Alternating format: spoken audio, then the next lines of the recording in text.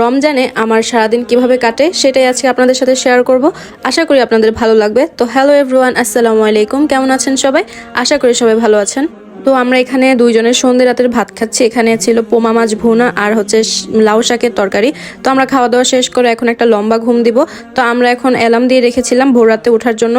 সেহরির শেষ টাইম হচ্ছে 5টায়, তো আমি 4টা অ্যালার্ম দিয়ে রেখেছিলাম, কিন্তু আমার উঠতে উঠতে লেট হয়ে গেছে। তাড়াতাড়ি উঠে হচ্ছে আমি একটা ডিম সিদ্ধ দিয়ে দিলাম এবং এইদিকে হচ্ছে তারা যার যার মতো ডিম ফ্রাই ডিম সিদ্ধ করে খাচ্ছে। তো এই যে আমার সেহরি একদম তৈরি। এখন আমি আমার হাজবেন্ডকে ডাক দিব। উঠেন উঠেন, সেহরির সময় হয়েছে। হ্যাঁ হ্যাঁ, বেশি দেরি নেই, উঠেন।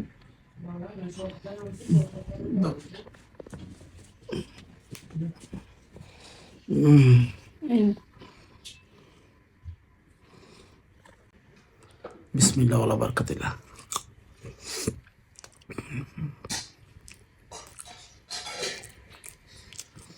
সাহারিতে আমি ভারী কিছু খাই না গাইস, সবসময় এরকম খেজুর, ডিম, দুধ, এক একটা আইটেম থাকে আর কি। হালকা কিছু খাবার খেয়ে তারপর নামাজ টামাজ পরে ঘুমিয়ে পড়ি।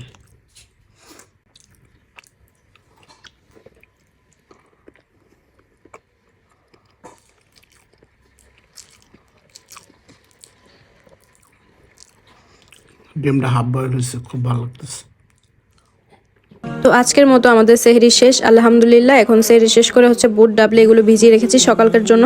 তারপর নামাজ শেষ করে হালকা একটু কোরআন শরীফ পড়লাম। তারপরে চলে আসলাম বারান্দায়। এই ভোরের ঠান্ডা বাতাসটা গায়ে লাগানোর জন্য আমার খুবই ভালো লাগে। মন এবং শরীর দুইটাই একদম ঠান্ডা হয়ে যায়। এখন আমি একটা ঘুম দিব, দেখা হবে আবার সকালে।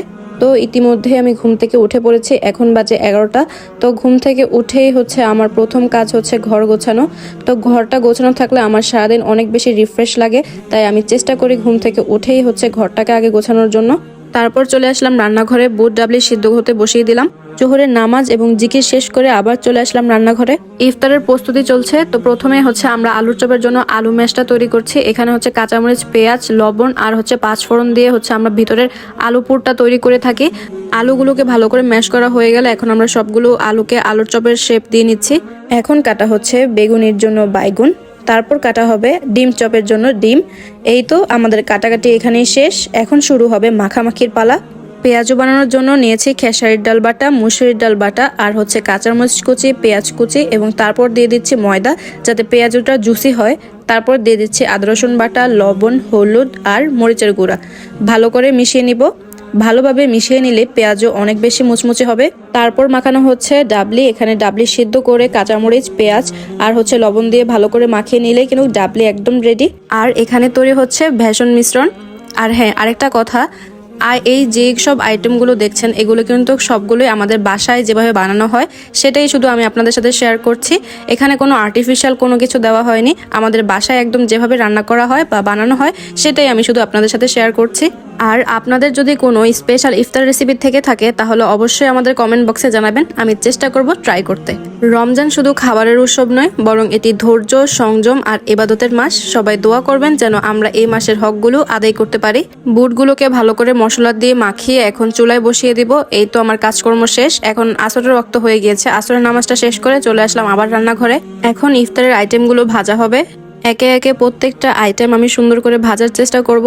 রমজান আসলে এই আইটেমগুলো প্রত্যেক ঘরেই তৈরি করা হয় এবং ইফতারের সময় প্রত্যেকে আমরা এরকম ভাজা পোড়া আইটেমগুলো তৈরি করে থাকি প্রত্যেক বাসায়। তো আমরা মেয়েরা যারা আছি তারা তো এই রোজা রেখে হচ্ছে এত গরমে রান্নাঘরে হচ্ছে সবার জন্য ইফতারি তৈরি করি। তো এটার জন্য আল্লাহ তাআলা অবশ্যই তাদেরকে উত্তম সদকা দান করবে। রোজাদারদের সম্পর্কে রাসূল সাল্লাল্লাহু আলাইহি সাল্লাম বলেন, জান্নাতে একটি দরজা রয়েছে যার নাম রায়ান। কিয়ামতের দিন সেই দরজা দিয়ে কেবল রোজাদাররাই প্রবেশ করবে। যখন তারা প্রবেশ করবে তখন দরজাটি বন্ধ হয়ে যাবে এবং আর কেউ সেই দরজা দিয়ে প্রবেশ করতে পারবে না। সহিহ মুসলিম 1152তম হাদিস। যারা রোজা রাখবেন তাদের জন্য আলাদা একটি জান্নাতের দরজা রয়েছে। এইটি রোজাদারদের জন্য একটি বিশেষ মর্যাদার প্রতীক। এই দরজা দিয়ে প্রত্যেকে প্রবেশ করার সুযোগ পাওয়ার জন্য আমাদের অবশ্যই রোজাগুলো খালিস নিয়তে রাখতে হবে। এই তো কথা বলতে বলতে আমাদের ইফতার প্লাটার একদম তৈরি। এখন আমরা ওয়েট করব কখন মুয়াজ্জিন আজান দিবে আর আমরা ইফতার করব। আর হ্যাঁ, ইফতারের সময় কিন্তু দোয়া কবুল হওয়ার অন্যতম শ্রেষ্ঠ সময়। আমাদের উচিত ইফতারের আগে ও পরে বেশি বেশি দোয়া করা। আর এই ইফতারগুলো চলে যাবে তাদের জন্য যারা আমাদের দোকানে অনেক বেশি শ্রম দিয়ে থাকে। আল্লাহ তাআলা তাদেরকে কবুল করুক। প্রতিদিনের ন্যায় আজকেও ইফতারি বানাতে বসে পড়লাম। চতুর্থ রোজা। এখন পাশে বসেই হাজবেন্ডকে দিয়ে বানিয়ে ফেলতে পারেন এরকম মজাদার মুড়ি মাখা। আর এটা টেস্টের ব্যাপারে যদি বলি, ভাই দিস ইজ দ্য বেস্ট মুড়ি মাখা ফর এভার।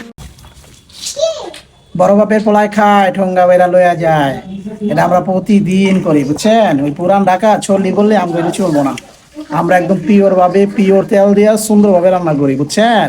ওই বড় বাপের পোলা ওইটাকে পাও আর কি মজা নেওয়ার লেগে আর কি মানুষটা ঠগায়, বাসা বানাই খাবেন বাসা সবসময় বুঝছেন। আমরা পুরান ঢাকায় লোক। এই তো কথা বলতে বলতে প্রায় ইফতার টাইম হয়ে গিয়েছে। এখন ইফতার করে আবারও ফিরছি আপনাদের মাঝে।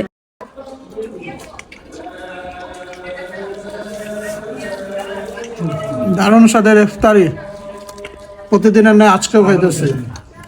আলহামদুলিল্লাহ খুব ভালো লাগতেছে, মুড়ি মাখাটা খুব সুন্দর হয়েছে।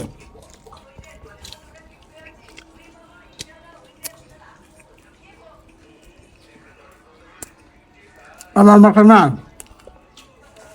খুব ভালো হয়। আমার মতো কে এরকম খেতে পছন্দ করেন অবশ্যই কমেন্টে জানাবেন।